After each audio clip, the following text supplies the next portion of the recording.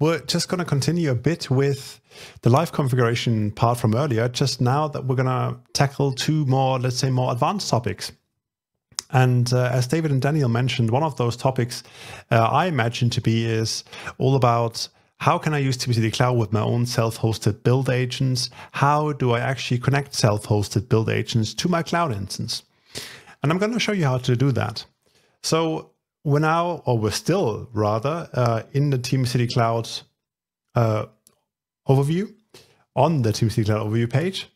And you want to click agents here to go to the agents tab. You saw that earlier here on the left. Remember, you had the different containers, Linux medium, Linux small, Windows medium, the different agent types. And actually what you want to do is you want to click the overview link here. And then you have a tiny little button here, install agent. And you will know that button already from if you've used TeamCity before on premise, you'll have the same button, obviously. And you can download a build agent here, Windows installer Docker image. I'll just download a full zip file distribution for now, right? And actually, I don't need to download the whole full thing because I just downloaded it before giving the talk. And the build agent is a Java program. You just unzip it anywhere you want, and then you just run it. The thing is, you obviously need to configure it a bit, which means you need to give it the right URL of the instance, and you also need to put an authentication token there. Just a couple of properties you need to set. And you can do that manually, but there's even a simpler, easier, more bulletproof way. When you click Install Agent, you'll see there's menu item Use Authentication Token here. Now, if you just have already a complex configuration and you just want an authentication token, you stay on that tab and click Generate. But what you also can do is you can go and click Download Config. Download Config will do, let's say, my first local build agent. I'm going to put in an agent name here. Now, this will generate this agent on the TeamCity side and pre-authorize it, so to speak, already. When you click it, and you'll get a config file, download it, and you need to put that into the build agent directory. Let's try that out, actually. Let's open up, let's see where that, I'm just going to copy that file. So copy here, and I have my folder, build agent full. This is the unzipped build agent that you just saw that I just downloaded. I'll go to the conf directory and simply paste in my build agent properties file in here. There's not much to see in that build agent properties file. I'll just show you nevertheless. Let me just show you what that looks like. If I find the correct screen, right here, you'll see an authorization token, a couple of properties set, and the TeamCity server URL. So it's a really simple configuration file. And you could obviously merge that with your already existing configuration file. Now we have that, and what we now do is I'm going to open up a command line window, just switch to the downloads directory, the build agent full directory, unzip the build agent to the bin directory, and I'm going to call agent bat start. And what happens now is that the build agent is booting up. There's also, actually, it will return immediately, and there will be a new terminal window spawned, right? Which means the build agent will spawn up. There will be some updating being done. It will try and connect to a TeamCity server. So there's a couple of things happening now inside that command line window. And now let's see. I'm actually, wow, that was really quick. I went back to my I refreshed, or rather the UI auto refreshed. I can see my first local build agent is already here. You can see it connected a couple of seconds ago. It was authorized, it's enabled, it runs on Windows 10 version 10. That is my PC that it's running on. It's idle at the moment. It's just waiting for new builds. That was rather quick and painless. So if I go to projects now, and if I run a build now, you'll see it even picks my first local build agent, Windows build agent. It's going to take a bit, but that is literally all you need to do. So if you already have some on-premise agents, the only thing you need is a config file. You can get that through the UI. You just generate it, or just generate the plain authentication token, boot up your build agent, and this is literally how you connect self-hosted build agents, as many as you want, to the cloud instance, if you want. Right. Now, while that project is building and the build is finishing, let's have a look at one other topic, which was already mentioned, which was also mentioned by David and Daniel. And this is how could you export projects from on-premise, from your on-premise TeamCity server to your cloud TeamCity server. And the thing is that we don't offer a real migration path. And migration is only partially possible and probably not what you want, but I'm going to show you nevertheless what you can do at the moment.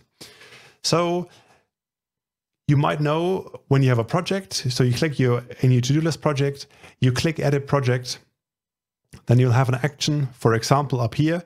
And under the actions, you'll find there's a link export project. And then you can click export, right? And you'll get a zip file with your configuration settings. And then what you can literally do is you can go, so this is what you would do on your TeamCity on-premise server, not in your cloud, but I'm just showing that here so I don't have to switch back and forth too much. And then you can go under administration, you click this icon here on the top right. You will go to project import, which is down to the left. And then you can upload an archive. You just choose the correct file, the one we just exported, you upload it, and then you can see in here, you just pick the projects for import, a new to-do list, and you just run the import. And that is basically how you could migrate your project from on-premise to the cloud. But, and there's a bit but involved, this is only your project settings. So you will lose your build logs and you will lose your artifacts and everything, because we're not importing that on the cloud. So you cannot just upload terabytes of artifacts, build logs, and whatever information. There will be no import process running. So it's just a plain configuration that your project configuration, which you'll move from on-premise, your build steps, and to the cloud. Additionally, if you want to go that route, it might make sense to just use Kotlin DSL. So for example, if you're just exporting the config anyway, you might just in your on-premise server, enable Kotlin DSL, migrate all your projects to the Kotlin DSL, and then recreate these projects in the cloud from the Kotlin DSL. Why? Because the project import I've just shown has one additional limitation. It only works between servers with the exact same version. So if, for example, I had 2020.1 on-premise and 2021 in the cloud, and then the minor version, if they were different, then I couldn't do the project import. I will get an error message once I upload that zip file. So with the UI, two limitations. You'll lose all your build information, basically. You'll only have your raw configuration, and it has to be the very exact same version number. That's what I meant with the migration path is not really there. It's kind of a minor migration path for now. And if you don't want to, by the way, people who are already using TeamCity might know this, you can not only just export single projects, but also do a whole backup of all the projects under the administration section. But again, there we do not import build logs, artifacts, and whatever. It's just the pure configuration you will export, get as a zip file, and which you can upload to the TeamCity Cloud instance. Right. And with that, I showed you rather quickly how to connect self-hosted build agents. We also talked a bit about migration, what's possible, what's not possible at the moment. And I think it's the time again for Igor to come back and hammer me with a couple of more questions that hopefully there might be open or people want to know about. Let's see. Hey, Marco, once again. Yes. Hey. I have a couple of questions. Well, yes. Of course, they're not my questions, but we gathered several questions from the community, from some of our users, and just wanted to share it here with you. I'll be asking those, and Marco will be providing us some answers, and hopefully that will cover some of the questions that you might have had. Yep. Okay, so Marco, first of all, I know that David and Daniel have already touched on that, but does TeamCity Cloud support external plugins? Right. Yeah. They actually have touched on that. The short answer is no. The long answer is maybe. So the real answer is TeamCity Cloud has a couple of plugins already pre-installed, a couple like the Unity support and clean caches and whatever. There's a couple more which are currently, I think, like Octopus Deploy, are at the moment being reviewed and might be enabled soon. But other than that, as David said it, there's no way to install plugins like in the on-premise version. If you really want a plugin, you can try create a ticket.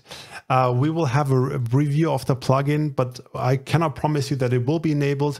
If it's going to be enabled for all the different TeamCity Cloud plans pricing, I simply don't know if that's going to happen. So still create a ticket. If it's a popular plugin, we will have a look. We will reply. But at the moment, no, you cannot install your own plugins. You'll have to live with the plugins that we install for you that are already installed. Okay, great. Sounds good. Creating a ticket is simple through the UTrack, right? The public tracker of TeamCity Cloud, and the team will definitely review that. Yeah. Okay. For moving on, are cloud profiles available in TeamCity? So, is it possible to do it like I do it in an on-premise version of TeamCity, where I specify cloud profile and TeamCity then can spin up as many agents in a cloud as I need, and then shut them down when there's no more builds to have to build? Yes, yeah. Short answer and long answer is no. It's not possible at the moment. This might come sometime in the future. And I mean, you already took it away. Just for people who didn't know what cloud profiles were. Yes, it's controlling yourself, what agents are being spawned, and especially what AMIs these agents are being spawned off from. So controlling these images. Not yet possible hopefully possible sometime in the future. We'll let you know if, when, how. Okay, next up, can I use TeamCity Cloud with my custom external storage, for example, for either artifacts or a build log or for something else? Is it possible to connect it? Right. Again, that's a limitation. Like in on-premise, you can't. So the build logs I showed, or the build artifacts rather, in my demo in the first step, on-premise you can have that. You can put them anywhere. You can define different external storages like S3, for example, or Azure or whatever. But in the cloud version at the moment, everything is stored in S3, and you cannot, by us, and you cannot define your own custom storage. Again, should that change, we'll let you know. But at the moment, there's no way to do it. Okay. Only the no answer so far. Sorry, sorry about that. I'll try giving my yes answer soon. Yeah. Okay. What about updates? Obviously, TeamCity Cloud, it's a SaaS service, right? So I don't manage it myself, but obviously JetBrains does somehow. And so how are updates rolled out on TeamCity Cloud? I can give you a yes answer now. So what's going to happen is essentially there's minor versions. So 2021.1.1 to 0.1.2, for example. And these minor updates will be done automatically during the night. And they rarely, these are such small minor changes, they're always backwards compatible. There's no breakage involved, whatever. This will happen automatically and rather flawlessly. Then there's the question about what about major versions? So from 2021 to then 2022 and whatnot. And for that, the plan is to, first of all, obviously try out the version ourselves inside JetBrains with a small select customer base. We're going to follow the official release cadence of the on-premise version, but with a slight delay for all this testing. Then have some even more testing with a bigger customer base. And if that testing deems successful, then you will get a notification. You will also get the possibility to reject the upgrades of the. So we will not just force the major version on you. You will be notified. You will let that an update is pending, and then can accept it, deny it to your liking. But in short, yes, updates are there. Minor versions update automatically. Major versions up to your decision, basically. Okay, great. And continuing these maintenance questions. So For example, in TeamCity on premises, I used to be able to choose my own database, and I could choose from several types of databases. So how is that handled in TeamCity Cloud, and which database does TeamCity Cloud rely on? At the moment, TeamCity Cloud uses Amazon RDS MySQL. So it's all backed up or basically run as an RDS MySQL database. There will also be the options of having Postgres or Aurora even available. We're at the moment evaluating that and reviewing that. And again, should that change, we'll let you know. But it's on our list it's on our to review list. But at the moment, just a simple MySQL based on RDS. Cool. Sounds good. So next question, and actually it was already asked in the chat today. So let's maybe expand on that a little bit. Are TeamCity Cloud servers isolated? And where are they physically located? And how does that work? How is that set up for our users? Right. So at the moment, what happens is, let's start with the simple answer first. They are located in the Amazon Ireland region. I think that's West 1, I think. So everything in Ireland and EU West 1, I wanted to say. And as for the, yes, they're all isolated. What happens is essentially you have on one beefy EC2 machine, you have a set of TeamCity servers, TeamCity Cloud servers running each in their own isolated Docker container. So just imagine EC2 machines in Ireland, many EC2 machines, and each one of these EC2 machines has a set of isolated TeamCity servers. So all isolated from each other. And also, because we just talked about databases, these will then connect to the RDS database, RDS MySQL database. Every customer lives in their own separate schema, database schema, with unique credentials. So there's absolutely no shareage, if that's a word, between customers whatsoever. Yeah, okay, cool. And just to add to that, in the future, we'll be adding additional locations for the TeamCity Cloud servers and build agents. But that'll be expanded on a bit later down the road, maybe closer to the end of the year. But we'll let you know separately about that, of course. All right, next up, 2 questions, but you've already covered them. And just to reiterate for our audience, are migrations from TeamCity on-premises to TeamCity Cloud supported, and how? Right. Yeah, I think I just showed that. So in theory, as I mentioned, not just in theory, but also in practice, yes, you can move the plain bare project configuration rather easily, but you'll lose most of the information that you want, and that basically a build server consists of. So in simple cases, migration possible, just like I've shown, export the project, migrate it to Kotlin DSL and recreate from Kotlin DSL. Yeah, not really recommended for a full-on production TeamCity on-premise server at the moment. Okay, thanks for that. And the last question, so that you could give me another yes answer, is: am I able to connect a self-hosted agent to Team Cloud? Yes, you can again. Yes, you can. So this is my second and my third yes. So, but yeah, yes, you can. You can connect as many as you want. And as Daniel David talked about, the only thing you're limited by is basically the licensing scheme, the parallelization. That is a very tough word for me to say. Of concurrency. Concurrency is much easier. Thank you. But yes, you can. You just download it, config file, boot it up, have the build agents up and running. Again, then it's a licensing thing. But yeah, simple. Okay, great. I don't have any more questions. I think there were no more much different questions in the chat so far. So thanks, Marco, for your answers. You're welcome. Thank you for your presentation, actually, for both of your presentations. I will let you go now. Thanks a lot for all our viewers. Feel free to ask any questions through other channels. We are always open to hear from you either through Twitter, support, etc.